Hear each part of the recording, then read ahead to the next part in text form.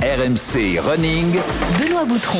Salut à tous, bienvenue dans RMC Running, le podcast d'RMC destiné à tous les passionnés de la course à pied avec le grand, notre chamois bergeracois. Johan Durand est là, salut Yodu. Salut à tous, salut Benoît, ça va ? Ça va et toi, t'es en forme ? Impeccable, comme toujours. Bon. Un grand merci à tous pour le soutien que vous nous avez affiché encore sur les réseaux sociaux. Je vois que l'épisode avec Malek Boukarchi a cartonné. Je sais pas si tu as eu les mêmes échos.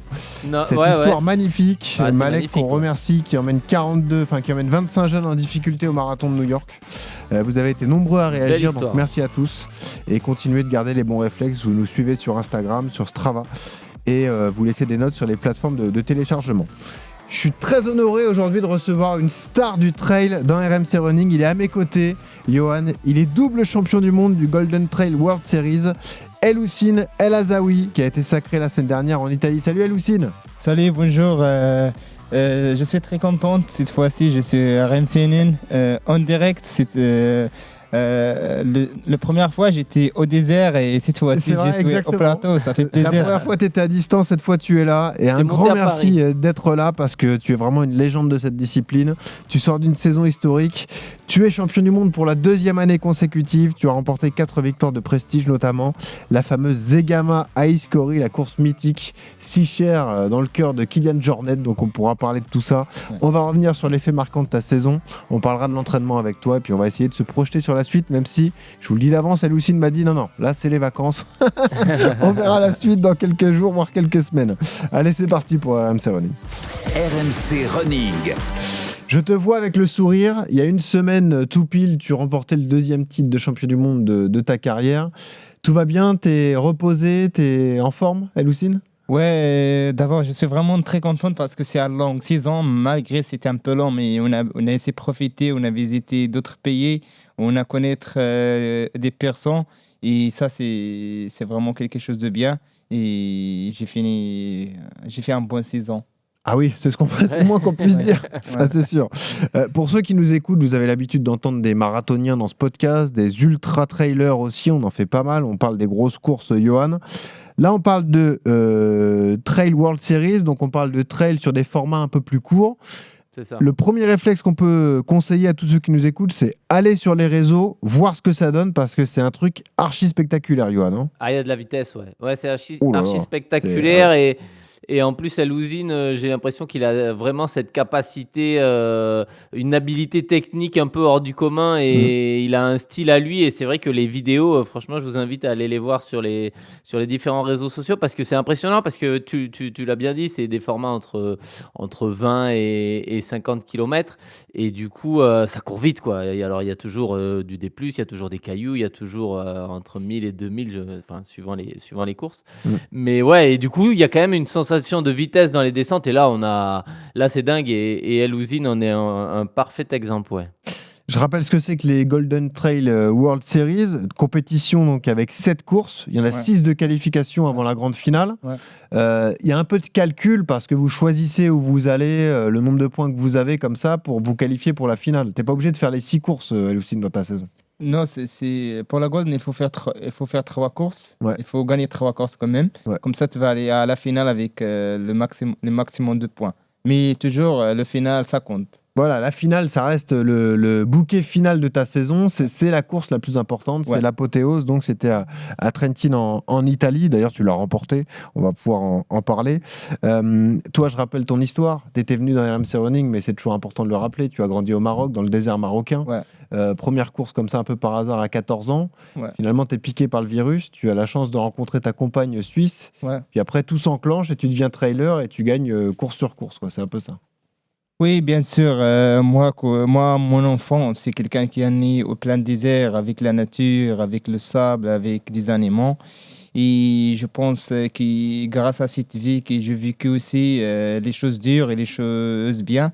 Moi, les choses qui me souviennent aujourd'hui, c'est quand je suis petit, j'allais chercher de l'eau, tu sais, pour aller 10 km pour chercher de l'eau à ma famille. À la main, parfois c'est à la main avec les grandes bouteilles et de temps en temps aussi j'allais aider mon père pour chercher les dromadaires. Je pense que cette vie ça me donne quelqu'un Jamais à la maison, bien sûr, mais j'aime bien être des choses actives comme ça, des activités de bouger comme ça. Ouais. Allez voir d'ailleurs, Normal, ton équipementier, a sorti un documentaire sur toi que vous pouvez retrouver, c'est gratuit, vous y allez, comme ça vous pouvez vous rendre compte un peu de l'environnement dans lequel a grandi Eloucine, mais ça, Johan, c'est de l'entraînement naturel. Il nous le raconte. Il a géré des troupeaux de dromadaires avec sa famille. Il allait chercher de l'eau. Il courait pieds nus comme ça sur de très très longues distances. Il y a des capacités naturelles qui ont été développées très jeunes par Eloucine, en fait, Johan. Ouais, c'est ça. C'est ce qui forge un peu son caractère, son endurance et tout ça. C'est vrai que c'est un peu l'exemple aussi des coureurs des hauts plateaux kenyans ou éthiopiens ou africains qui allaient justement à l'école en courant. Et c'est vrai que très jeune, tu as cette capacité à justement à encaisser les chocs et à avoir une appétence pour la course à pied, à pas se dire la course à pied c'est un sport, c'est aussi pour lui et pour par exemple pour les coureurs kenyans un moyen de déplacement et pour eux courir c'est un geste tout à fait normal et après c'est vrai que tu t'en sers pour forger ton caractère et devenir là on le voit tout à l'heure, on revient à l'agilité de Eloucine, mais je pense que le fait d'avoir vécu tout jeune sur des terrains assez difficiles, un peu rocailleux et tout, fait que après tu as cette capacité adulte à te familiariser par rapport à tous ces terrains qui peuvent être difficiles. Ouais. Ta caractéristique, c'est que tu es un coureur très rapide sur le plat aussi, Eloucine. Toi, tu es capable de mettre une cadence, un rythme infernal, et c'est ce qui fait mal à tes adversaires sur les courses. Oui, bien sûr. Moi, je ne suis pas un athlète qui a grandi dans les pistes, dans les grands clubs, mais quand même, aujourd'hui, je cours les 10 km avec des bons temps, avec 28. En moins de 29 minutes. Hein. Oui, oui. J'ai 28, mais je ne sais pas, même si je cours à la route comme ça, pour moi, le trail, c'est quelque chose vraiment... T'es un vrai amoureux du trail, ouais. Oui, je donne beaucoup de l'amour et moi, c'est une chose qu'on donne beaucoup de l'amour à quelque chose. Je sais que ça va donner vraiment le fleur. Mais tu vois, c'est toute la beauté des Golden Trail World Series, c'est que ce que j'adore dans votre discipline, c'est que contrairement à de l'ultra, quand tu choisis ta course, tu as une course par an et il faut être très fort. Oui. Vous avez ce circuit. Ouais. Et ce qui est génial, c'est que c'est plein d'environnements différents. Tu passes du Pays Basque à Zegama aux États-Unis où là tu t'arrives parfois dans la neige. Oui, tu as même des prologues, des fois tu es solo, tu as des courses. En fait, c'est des environnements, c'est une aventure différente à chaque fois. Exactement, ouais. Et c'est ça vraiment le grand plaisir. Et aussi, tout découvrir chaque pays et chaque terrain. Et c'est toujours une surprise, toujours avec les terrains. Par exemple, cette année, on a fait le Mexique. Oui, tu allais gagner au Mexique d'ailleurs. C'est un autre terrain, j'ai jamais été là-bas. Et ça, c'est très bien. Ouais, c'est encore différent. Tu es champion du monde en titre, tu étais champion du monde 2024. Là, tu as attaqué la saison avec le statut de favori. Et la concurrence s'est renforcée. Donc, comment tu l'as abordé cette saison-là 2025 ? Ouais, d'abord, vraiment, mon grand objectif, c'était sûr dans le début, c'est pour gagner encore un nouveau le titre Golden Trail World Series. J'étais vraiment travaillé aussi pour ça avec mon coach, avec mon team normal. Et j'ai fait la confiance et on a gagné au nouveau. Et ça a été le grand objectif pour moi. Comment tu as planifié ta saison ? Tu avais noté des courses. Zegama, c'était un rendez-vous important. Comment ça s'est passé ? Oui, bien sûr. Tu as parlé pour Zegama cette année. Moi, le grand objectif aussi, c'est gagner Zegama parce que j'ai jamais gagné cette course. J'étais des années qui passent. Je suis 2e, 3e. Et cette année... il n'y a pas Kylian, bien sûr, mais il n'y a pas Kylian, mais quand même, je fais premier et je suis vraiment contente parce que j'aime bien cette course. C'est vraiment une course qui a le format de trail. Ah ouais, exactement. Zegama, c'est un marathon, donc avec énormément de dénivelé, une première partie très sèche, une pente sèche à gravir, et puis après, c'est plutôt de la descente sur la deuxième partie. Hein. Ouais, exactement. Et c'est surtout le public qui... Quand on voit dans cette course, c'est vraiment, comme on dit, c'est les grands... Pour moi, le Zegama, c'est le trail le plus au monde et c'est le plus dur. Et j'aime bien cette course. On le rappelle souvent, Johan, mais on a des amis qui sont allés à Sanchadi, s'y est risqué, s'y est tenté, mais Zegama, c'est un mythe dans le monde du trail. Hein. Ouais, bah, c'est vrai que j'ai quelques potes aussi, je pense aux frères Gras qui avaient fait Sierre-et-Zinal, il y a quelques années et le Ouais. problème, c'est qu'ils y sont allés en étant, plus ou moins blessés. J'ai souvenir de Mickaël qui avait, je crois, une pubalgie ou quelque chose comme ça et ça pardonne pas. Tu vois? Sur la route, avec des appuis dans l'axe, en restant, sur les mêmes allures, relativement, monotones et tout, tu peux faire illusion, tu vois? Ça peut passer. Il y a des Ouais. douleurs qui peuvent ne pas se réveiller. En trail, ça pardonne pas avec du dénivelé comme ça et des appuis gauche-droite, des montées, des descentes. Donc effectivement, ces deux sports, les distances se ressemblent hein, quand tu dis bah ouais, Zegama c'est un marathon, Sierre-et-Zinal c'est 30 bornes. Tu te dis que des marathoniens peuvent tirer leur épingle du jeu là-dessus, mais pas du tout. Hein. Non. C'est deux sports totalement différents, c'est deux environnements différents et on le voit, c'est encore trop technique et trop compliqué pour des marathoniens qui ne s'y préparent pas. Je pense que effectivement, si on s'y préparait, si on y travaillait pendant 2 ans, on pourrait peut-être être performant. Je sais pas, parce qu'après il y a vraiment tout à l'heure, je reviens sur l'aspect technique. L'aspect technique. Ouais. Mais quand je vois les descentes de Alouzine, je me dis que même en travaillant pendant des heures et des heures, je pourrais jamais atteindre la façon qu'il a de descendre, d'appréhender les descentes, les sauts, les obstacles, les machins. Et ça, je pense que c'est une habilité naturelle que tu travailles depuis l'enfance. Et c'est pas à 40 ans que tu peux bosser les trucs comme ça. Donc c'est pour ça que je pense que malgré tout, voilà, c'est deux formats totalement différents. Et c'est pour ça que nous, les marathoniens, le peu de fois où on y va, on se casse les dents dessus. C'est sûr. Après, on y va aussi pour le côté plaisir. Hein. Ça change de la route. Effectivement, c'est kiffant d'aller faire des courses de trail avec la beauté des paysages et l'ambiance qui y règne, ouais. Tu progresses encore? Tu te sens progresser d'année en année, Lucine? Ouais, je pense je suis encore, je suis encore en forme. Et, surtout quand je finis la saison, j'ai dit waouh, je suis en forme mieux que les années qui passent. Alors, j'ai dit ok, je suis contente. Ça veut dire que je progresse petit à petit. Ouais.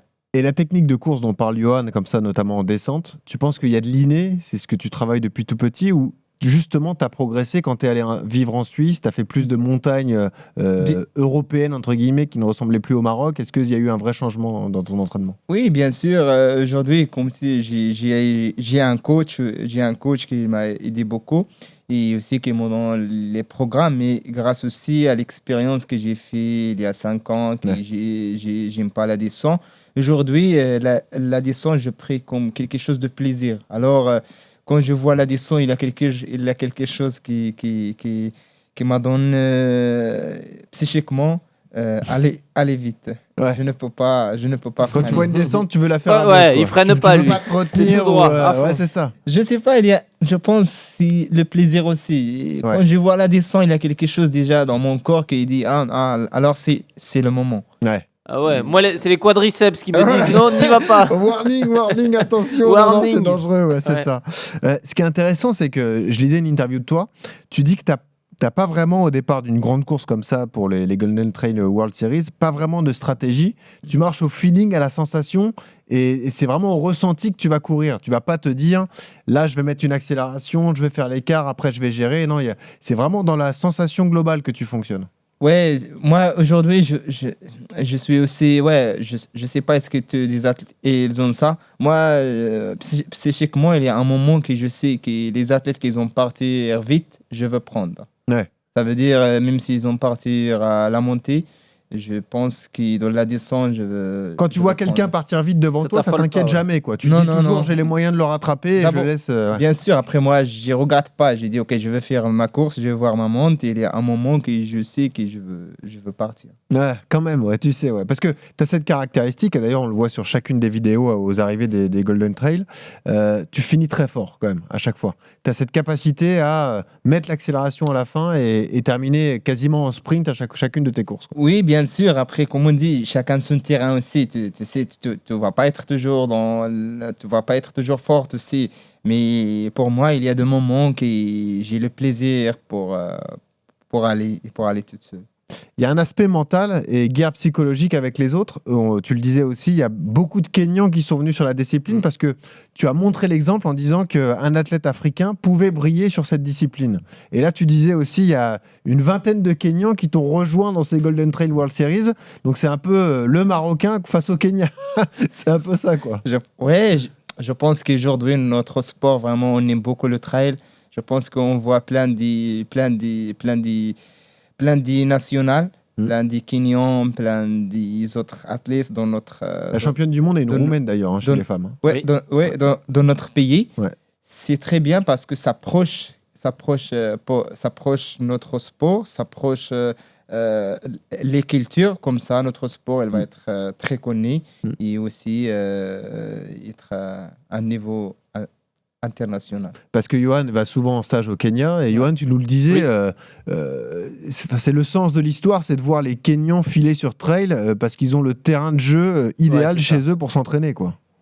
Ils ont le terrain de jeu parce qu'effectivement, ils sont sur des hauts plateaux avec sur la vallée du Rift. Tu peux tout de suite trouver de quoi t'entraîner et de quoi faire du dénivelé parce que tu as des parcours qui sont vallonnés, mais tu as aussi à Iten, au bord de Iten, tu as la falaise et tu as de quoi trouver des montées assez spectaculaires, des descentes et tout. Donc, tu peux très vite faire 1000 mètres de dénivelé sur 20 km. Il n'y a pas de souci là-dessus. Et donc, effectivement, je pense que c'est aussi le sens de l'histoire avec le trail qui se développe, qui commence à arriver progressivement à maturité, à se développer et ce qui va amener peut-être les coureurs africains à monter sur le trail, c'est le développement avec l'arrivée certainement un peu d'argent, avec des managers, avec des marques, avec des sponsors, avec les choses comme ça. Et effectivement, les coureurs kenyans seront pour moi comme sur marathon parce qu'on reste sur des formats de durée en termes de durée, en termes d'effort qui ressemblent un peu à ce qu'on retrouve sur marathon et qu'ils ont cette capacité, comme Elouzine, je l'ai dit tout à l'heure, à depuis tout petit à avoir cette agilité, cette façon de concevoir la course à pied. Et après, je pense qu'il y en a de plus en plus et c'est amené à se développer parce que je sais qu'il y a des teams qui se développent au Kenya avec des entraîneurs particuliers parce que là, c'est pareil, c'est un entraînement qui est totalement différent de ce qu'ils ont l'habitude de faire puisque eux, c'était plutôt la piste, puis aujourd'hui la route et certainement demain le trail. Donc quand les managers, quand des entraîneurs européens vont venir les entraîner pour le trail, il y a moyen que les Kenyans soient dans les premiers. Comment ils se comportent avec toi? Ils ont ce respect de se dire Elouzine, c'est le champion du monde. Ils veulent t'attaquer, ils font des stratégies d'équipe pour essayer de te perturber. Comment ça marche? Ouais, tu sais, vraiment, moi, j'aime beaucoup challenger. J'aime beaucoup le défi, surtout quand il y a des athlètes forts. Ouais. Et j'aime beaucoup quand il y a des fortes. Comme ça, je veux voir quand même est-ce que je suis capable ou non. Et c'est toujours, bien sûr, c'est là qu'il y a le plaisir qu'on il y a des Africains. Et ils donnent aussi, comment dire, ils donnent un bon c'est comme un bon combat. Oui. On voit qu'il y a beaucoup de pays. Et quand il y a de la bagarre, c'est mieux. C'est encore mieux de gagner dans ces conditions-là. Ouais. Bien sûr. Après, chacun il donne le mieux à soi-même. Ouais. Justement sur cette saison, donc je l'ai dit, ça a démarré au Chianti. D'ailleurs, tu étais au Chianti, tu as gagné le 20 km. Ouais. Donc ça avait parfaitement lancé ta saison. Ouais. Ensuite, tu as gagné une deuxième course en Italie, l'Isola Trail, c'est ça, 26 km le 17 mai. Ouais. Avant le grand rendez-vous Zegama, qui était la semaine d'après, donc il y a eu un enchaînement difficile à gérer. Tu avais fait deuxième à l'Isola Trail, tu as remporté Zegama. Et il faut que tu me racontes cette épreuve américaine. Le Broken Trail, là, justement, dans la neige. Comment ça s'est passé, l'acclimatation là-bas? Est-ce que c'était la plus dure de tes courses cette année? Ouais, d'abord, vraiment, je suis contente. J'étais en Amérique. Le team de Normal, il est là. Kylian aussi, il va faire la course de Western. Et on a été tout là. C'est une course que j'aime beaucoup parce que il y a la neige, comme tu dis. C'est un format que j'aime aussi. Le format, c'est 23 km, 22,9. Ouais. Et 1300 de D+. Ouais. Et pour nous, ça a été vraiment un bon résultat parce que Joyce, il a fait premier pour les femmes. Ouais. Et il court aussi avec normal. Ouais. Et moi, j'ai fait premier et on a fait un bon résultat. Et ça a été vraiment... Avec le mentor Kylian Jornet qui était avec vous et qui vous a soutenu et encouragé, quoi. Oui, bien sûr, il était là, Kylian, et il a encouragé. Et ça a été grand plaisir. T'as le temps à l'année de participer à des séances d'entraînement avec lui? Vous vous entraînez ensemble parfois ou pas? Non, on n'a jamais, j'ai jamais entraîné avec Kylian, mais de temps en temps, quand on a la même course, ouais. on fait des petits footings. Mais bien sûr, un jour de 6 jours, si je veux faire la longue distance, je vais demander à Kylian les conseils. Mais le jour que je veux aller à Ultra, je vais demander à Kylian. Bon, de toute façon, il n'est pas allé à Zegama parce qu'il avait peur de toi. Il n'osera jamais le dire, mais c'est ça l'histoire. Ah non, faut pas dire ça. Faut pas dire ça parce que Kylian, bien sûr, il a gagné plusieurs fois. Il a gagné, je pense, 11 fois. Ouais. Alors, c'est sa course préférée. Il a d'expérience. Non, mais c'est sûr. C'est un duel qu'on aimerait voir, ça, Johan. Hein. Ça nous intéresserait. Ça serait magnifique, ouais. Ça, c'est sûr. Là, Kylian contre Eloucine, là, je sais pas qui parier. Ça sera dur, t'as raison. Ça va être un grand plaisir, quand même. Raconte-nous le Mexique, alors. T'as découvert le Mexique, c'était le Tepec Trail, 34 km, c'était à la fin du mois de juin, le 29 juin. Comment ça s'est passé? Là aussi, une victoire. Des conditions complètement différentes, parce que là-bas, il fait très chaud, notamment à cette période de l'année. Quel souvenir tu gardes du Mexique, alors? Ouais, les souvenirs, vraiment, j'étais vraiment content d'aller voir cet pays parce que j'ai jamais été. Et c'est un plaisir aussi, j'y vois que les gens, ils m'ont connu là-bas. Il y a beaucoup, vraiment, beaucoup de gens qui m'ont connu et beaucoup de fans. On aime le trail au Mexique. Oui, et bien sûr, j'aime beaucoup aussi ce pays parce que quand j'ai allé là-bas, j'ai vraiment, je vraiment sens que c'est quand j'étais là-bas. Et les personnes, ils ont donné une bonne hospitalité. Et bien sûr, le terrain, c'était très dur. On a couru, je pense, à 2005. Elle était haut en altitude. Ah oui, d'altitude, ça a été vraiment aussi... Tu l'as ressenti, c'était dur? Bien sûr, j'ai senti aussi, j'étais un peu fatigué parce que faire l'Amérique et voyager, aller faire une autre course 35 km. Une semaine après ta victoire aux États-Unis, hein, donc tu vas au Mexique une semaine après. Ouais, et on est encore fatigué. Et quand même, ça a été un bon course. C'était serré par contre. Ah ouais, c'était serré. Ouais, bien sûr. Après, on a découvert le Mexique, ça, c'est vraiment un bon pays. Ah ouais, non, mais ça c'est sûr. L'altitude comme ça, enchaîner les courses, c'est ça qui est beau, Johan. Passer d'une victoire à une autre aux États-Unis et au Mexique, c'est un enchaînement incroyable. Non, c'est vrai que ce Golden Trend Series, il est sympa parce que c'est vrai que tu t'es un peu partout, tu vois tout, tu passes de l'Espagne à la Suisse, aux États-Unis, au Mexique, à la Chine, au Japon, tu voyages et tu vois des environnements et des parcours totalement différents. C'est ça. Et là où Elouzine est fort, c'est que sur presque toutes les courses, qu'elles soient dans des environnements différents, à des altitudes différentes, avec des reliefs différents, avec des formats différents, il arrive quand même à s'imposer quasiment sur toute cette saison. Donc ça, c'est ce qui prouve la polyvalence aussi de ce coureur-là. C'est sa capacité à être bon aux États-Unis sur un 23 bornes et une semaine après au Mexique sur un 34 à 2500 mètres de D+, et un mois avant dans le Pays Basque espagnol, dans le brouillard, sur un 43 avec 2700 de D+. Enfin bref, du coup, effectivement, c'est la polyvalence du coureur. Ouais. Ah, c'est impressionnant. Ta saison, elle est ramassée sur 7 mois. Tu as fait le choix de ne pas aller en Asie. C'était une volonté de ta part. C'est dans ta programmation. Tu t'es dit, je me concentre sur l'Europe et sur les États-Unis et le Mexique? Oui, bien sûr. Le début, j'ai choisi les courses que je vais faire. Après, je me sens que je ne suis pas en forme. Alors, je ne veux pas aller. Ok, donc tu t'es dit, il vaut mieux que je fasse de la caisse, entre guillemets, que je fasse de la préparation physique pour être en forme sur cette période ramassée, quoi. Ouais, exactement. Ouais.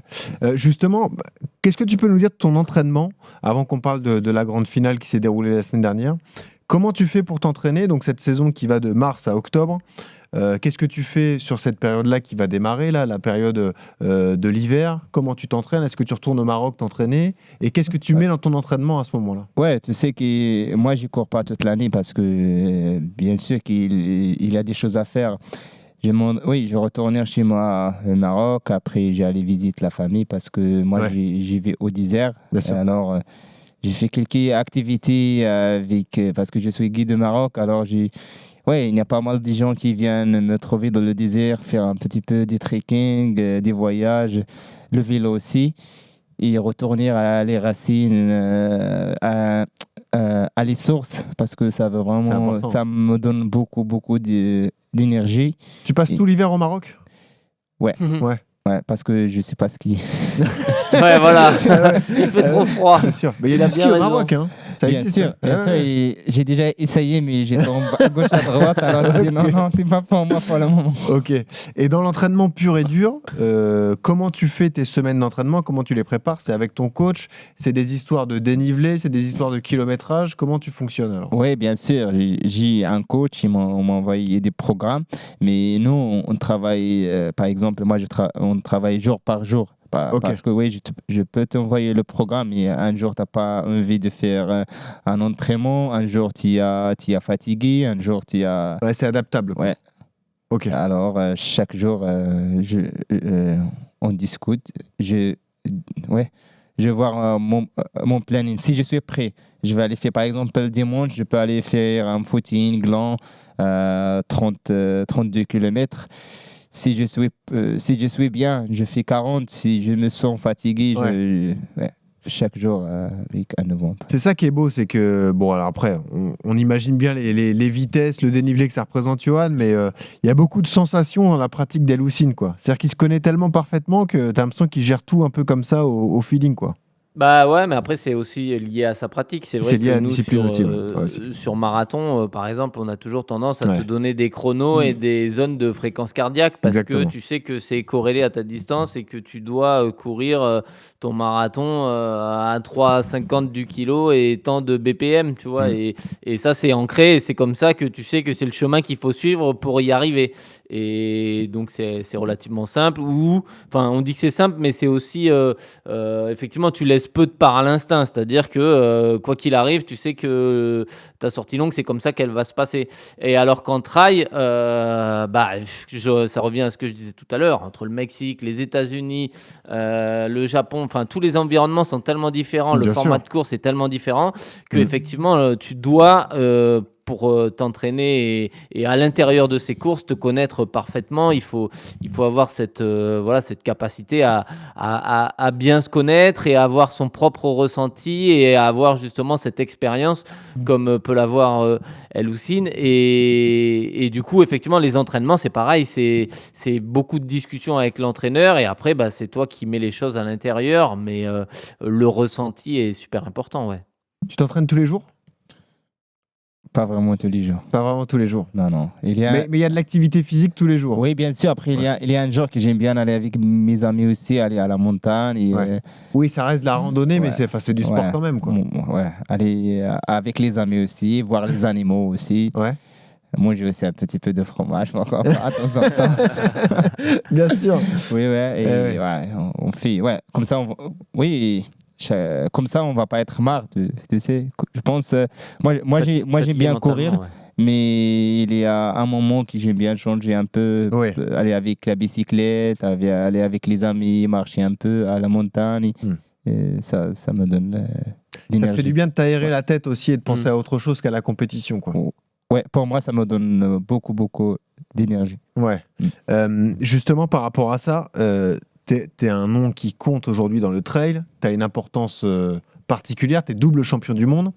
Est-ce que t'as pas l'envie aussi, au-delà de ton rôle d'athlète, de développer des courses comme ça un peu au Maroc, faire découvrir ton environnement? Est-ce que tu discutes avec des organisateurs pour faire quelque chose? Ouais, vraiment aujourd'hui, je suis très contente de ce que je fais parce que j'ai inspiré plein de jeunes Marocains. T'es un ambassadeur du Maroc quand même. Oui, c'est vraiment, aujourd'hui, je vois plein de Marocains, plein d'Africains qui vont faire je donne vraiment un bon exemple et les choses que j'ai inspiré plein des jeunes aujourd'hui.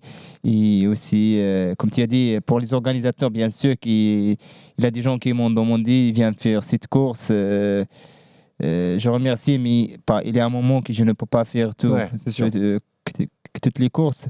Bien sûr, au Maroc, quand je retournais chez moi, j'ai fait des petits événements petits. J'organise avec ma famille des petits randonnées. Parfois, on fait des randonnées à la nuit, parfois avec les dromadaires. Ça doit être magnifique. Hein. Oui, bien sûr, c'est pour partager notre culture et notre mode de vie. Parce que moi, je viens d'une famille berbère, alors on a vraiment des choses à dire, on a des choses... on a des choses à parler parce que je suis aussi très contente avec le film de Nomade qu'on a fait avec Normal. Ça c'est quelque chose aussi qui a donné à les athlètes la réalité de moi parce que voilà, bien sûr. Grâce à ce film que les gens d'aujourd'hui ils ont vu la différence que moi je viens d'un terrain connu et grâce à le trail et grâce à ce sport vraiment qui a changé ma vie. Cette histoire, elle est incroyable, Johan. Enfin, si tu l'as pas encore vu, va voir le film parce que c'est. Tu vois vraiment l'environnement d'Aloucine au départ et te dire qu'il est en train d'accomplir tout ça en venant de là comme ça avec des paysages magnifiques. Enfin, c'est je l'ai pas vu, donc non, je vais aller. Je vais aller de ce pas le regarder, ouais. Exactement. Tu peux faire d'un nomade à YouTube, tu vas voir. Et voilà, tu vas le trouver. 20 minutes, c'est bon. Mais je sais pas, moi je pense aux organisateurs des World Series comme ça. Ils veulent aller en Chine, ils veulent aller aux États-Unis, au Mexique.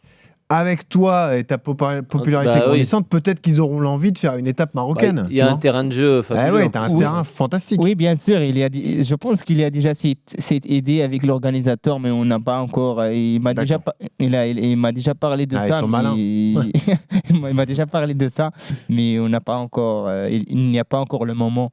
Mais je pense que vraiment aujourd'hui, j'ai donné une bonne image pour le Maroc et pour les athlètes. Parce que ça aussi, on peut en parler. Le Maroc est en train de se développer en termes de sport. Il y a la Coupe d'Afrique qui arrive. Les Marocains en foot sont très, très performants. Et, le sport, c'est vraiment quelque chose d'essentiel. Toi, tu sens un peu de soutien comme ça ou est-ce que tu regrettes malheureusement qu'il n'y ait pas beaucoup de soutien dans ta discipline pour le moment de la part du Maroc ? Bien sûr qu'aujourd'hui, le Maroc, c'est un pays qui développe. Seulement hier, ils ont gagné la Coupe des U20, la Coupe du champion du monde. La Coupe du monde. En battant la France en demi. Et l'Argentine en finale. D'abord, bravo vraiment pour le Maroc et ce qu'il a fait. Je suis très content. Bien sûr, notre sport aussi aujourd'hui, ça commence de développer. Seulement, ça manque un peu des médias pour parler de J'aimerais qu'il y ait plus de communication. Mais vraiment, aujourd'hui, on voit plein de trails au Maroc, plein d'événements de trail. Et seulement, on a manqué un peu de médias pour parler pour notre sport et ça va être développé.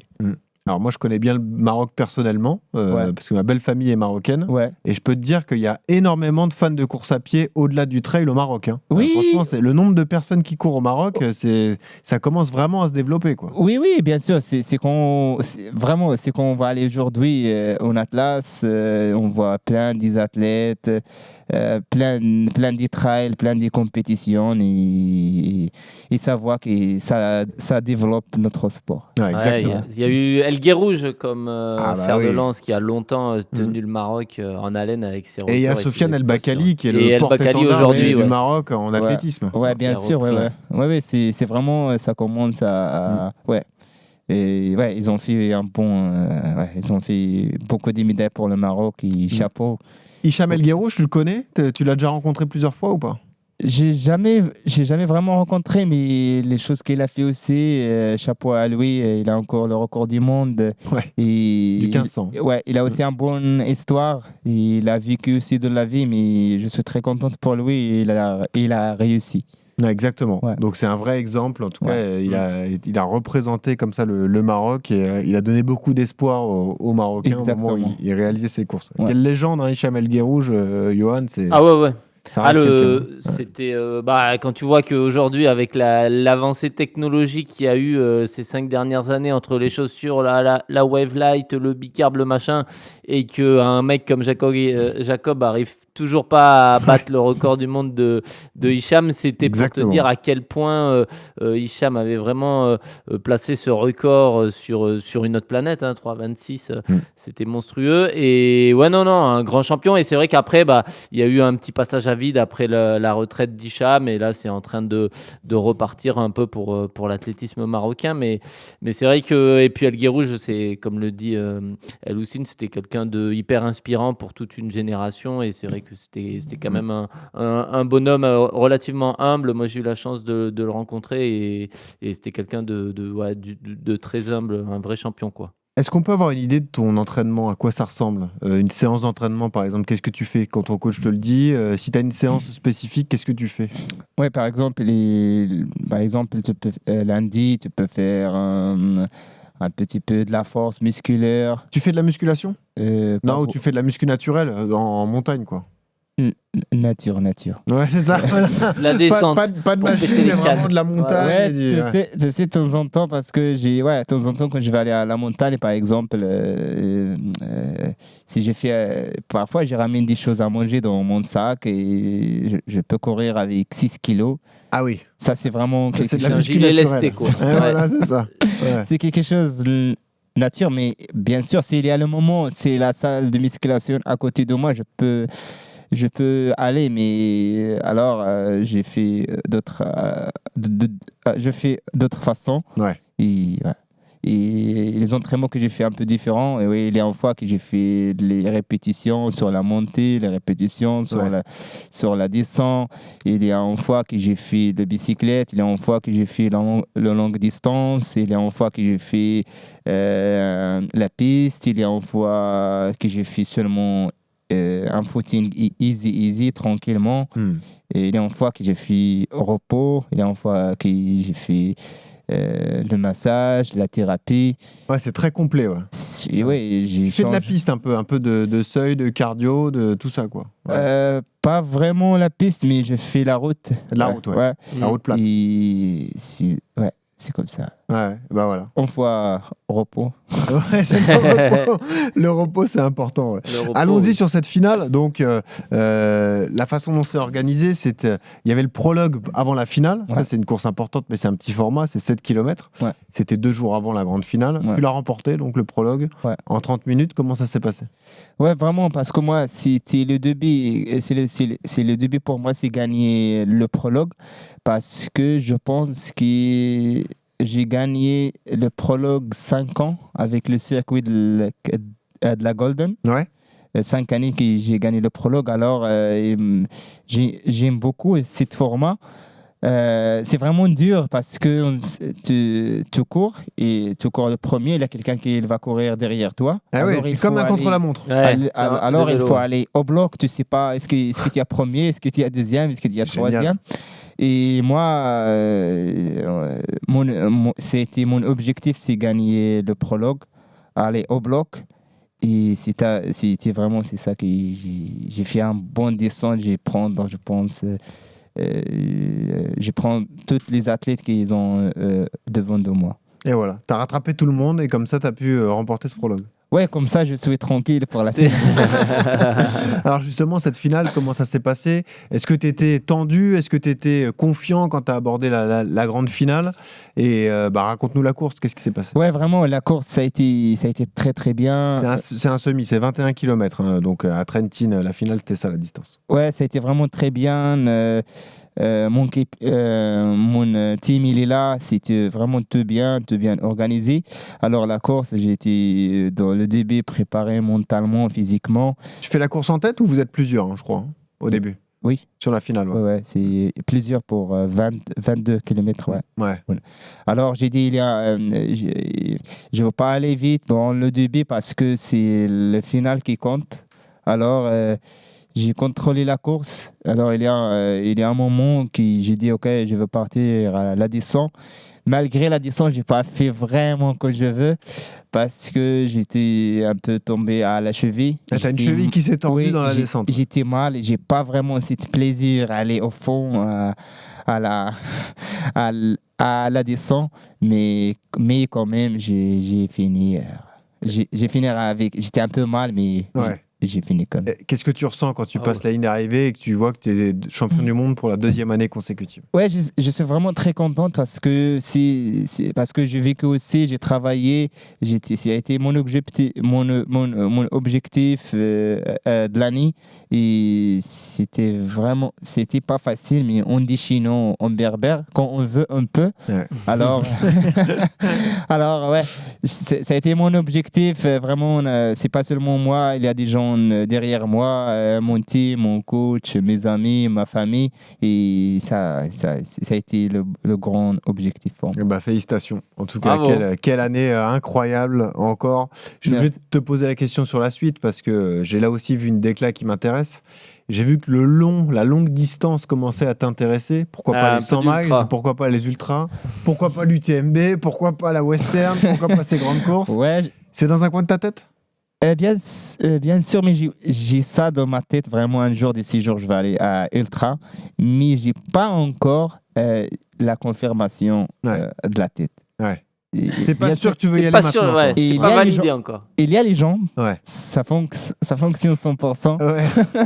Mais la confirmation de tête, j'ai pas encore. Mais je suis content d'aller à Ultra aussi parce que c'est un course que j'aime bien, un jour des 6 jours. Et le jour que je vais faire, je vais demander à Kylian. Tu demanderas tous les conseils. Oui, on va demander des conseils. Oui, on va demander les conseils. Ouais.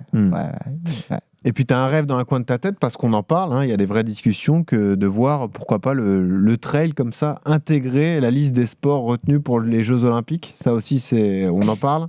C'est un rêve que tu pourras avoir, représenter le Maroc aux Jeux Olympiques. Moi, je ne suis pas vraiment contre notre sport vient un sport olympique. Je suis contente, c'est un jour des 6 jours. J'ai seulement une chose il faut respecter le format de trail running. Voilà, c'est ça. C'est ça vraiment l'objectif. Il ne faut pas modifier le sport pour les Jeux. Il ne faut pas modifier, il faut respecter notre terrain, il faut respecter la difficulté des trails. Et ça, je suis vraiment d'accord parce que ça méritait vraiment aujourd'hui notre sport vient un sport olympique. Pour moi, c'est un rêve parce qu'on voit aujourd'hui les formats. Ça commence à entrer dans un sport olympique. Nous aussi, on a besoin de ça, mais avec le respect de notre sport. Du sport, de l'environnement, parce qu'on parle de Jeux Olympiques d'hiver, parce que ce sera en montagne, évidemment. Voilà. Ouais, j'espère vraiment, parce que ça va être un grand rêve, pourquoi pas. Ouais. Bon.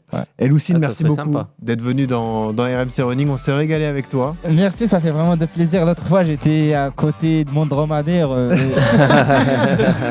Cette fois-ci, je suis. Voilà, il y en a un autre dromadaire. Ouais. Là, moi aussi, c'est moi le dromadaire aujourd'hui. Non, mais merci, c'était passionnant de t'écouter. Merci. Et c'est un parcours très inspirant. La prochaine fois, on demandera à Johan Durand d'écrire en berbère. Je ne sais pas s'il connaît l'écriture berbère, mais là, c'est un sacré délire, Johan. Tu regarderas un peu ce que ça représente. C'est très, très dur à comprendre et à déchiffrer, mais franchement bravo pour l'exemple que tu représentes pour tous les athlètes. Merci Lucine d'être venue. Merci à vous, ça fait plaisir. À bientôt. À bientôt. Merci au maître Yodu et toujours ce conseil pour terminer, quand vous courez, souriez, ça aide à respirer. Salut à tous. RMC Running.